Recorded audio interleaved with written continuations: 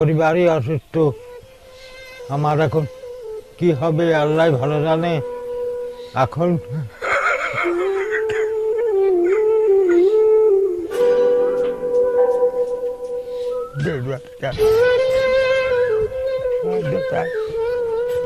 যদি কেউ সাহায্য করে আবার মিলে কোনো আবেদন আমি করি যে আমার ছেলেরা ভালো থাকবে।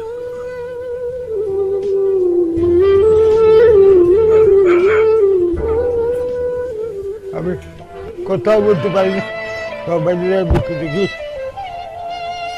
আমরা দেশবাসীর কাছে এসে আবেদন করছি যদি একটু সাহায্য সহযোগিতা করতো, আমার সুবিধা হতো, একটু একটু অনুদান ফাঁদি একটু চিকিৎসা হতে পারত, এমন একটা আশাই করছিলাম।